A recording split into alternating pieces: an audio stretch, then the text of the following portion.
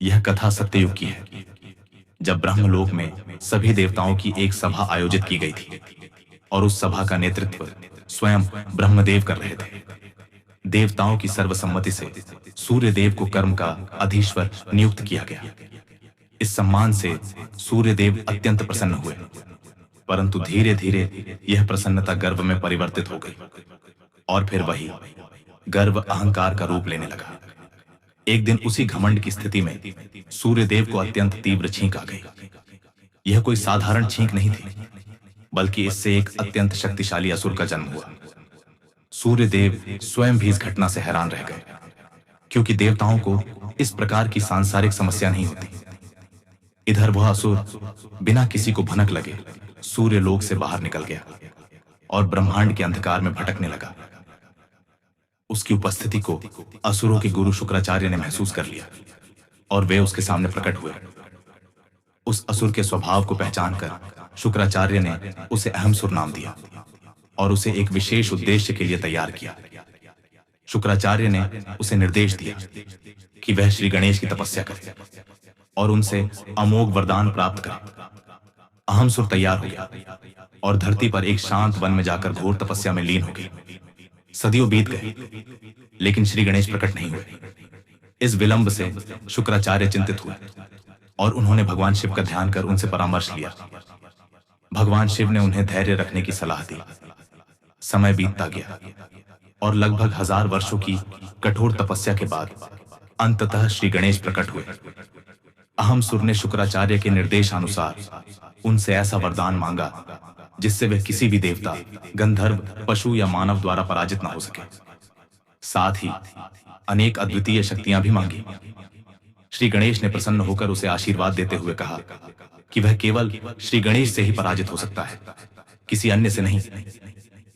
वरदान प्राप्त कर अहमसुर अत्यंत हर्षित हुआ और स्वयं को अजेय समझने लगे। उसने तुरंत अपने वरदान की शक्ति की परीक्षा ली और फिर शुक्राचार्य को सब कुछ बताया। शुक्राचार्य ने उसे समस्त ब्रह्मांड के असुरों का राजा घोषित कर दिया। अब उसके पास अपार शक्तियां और विशाल सेना थी। उसने शुक्राचार्य के मार्गदर्शन में ब्रह्मांड के सभी लोकों पर विजय प्राप्त करनी आरंभ कर दी। देवताओं और गंधर्वों को पराजित कर उसने उनके लोकों पर भी अपना अधिकार जमा लिया। समय के साथ साथ अहमसुर और भी शक्तिशाली होता गया। उसका अहंकार बढ़ता चला गया और उसने अंततः स्वर्गलोक पर भी आक्रमण कर दिया। देवताओं को पराजित कर उसने स्वर्ग पर भी कब्जा कर लिया। अब उसका व्यवहार बदल चुका था।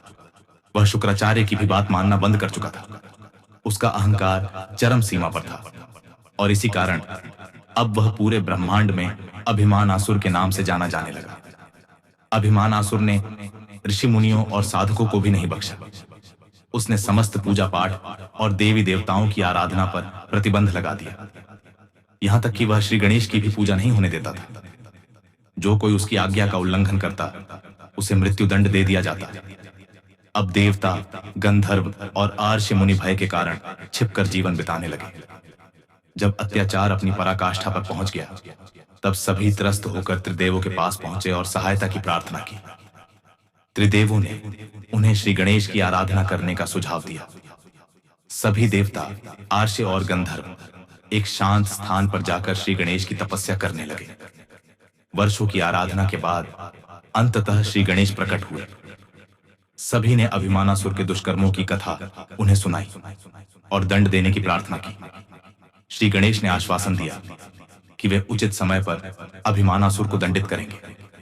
इसके बाद श्री गणेश ने उसे स्वप्न में दर्शन दिए और समझाने का प्रयास भी किया, परंतु अभिमानासुर पर इसका कोई प्रभाव नहीं पड़ा। वह अपनी अत्याचारी प्रवृत्ति से बाज नहीं आया। तब श्री गणेश ने अपने भीतर छिपे क्रोध को उजागर करते हुए एक भयानक रूप धारण किया, जिसे धूम्रकेतु अवतार कहा गया। यह अवतार अत्यंत विकराल और तेजस्वी था। जब अभिमानासुर अपने शेष अभियानों की योजना बना रहा था, तभी उसका पूरा असुर लोक कांपने लगा, मानो भूकंप आ गया। यह धूम्रकेतु अवतार के आगमन का संकेत था। इस अवतार को देखकर असुरों में भय व्याप्त हो गया और कई तो युद्ध से पहले ही भाग खड़े हुए। अभिमानासुर ने अपनी सेना को युद्ध का आदेश दिया, परंतु धूम्रकेतु अवतार के एक ही प्रहार से पूरी सेना राख में बदल गई। अब अभिमानासुर अकेला रह गया।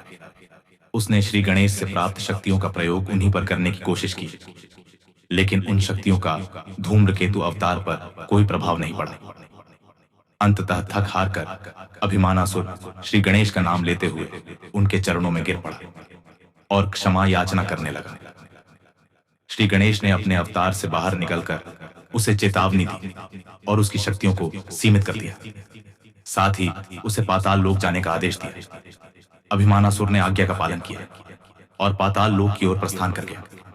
अब ब्रह्मांड फिर से शांत और संतुलित हो गया।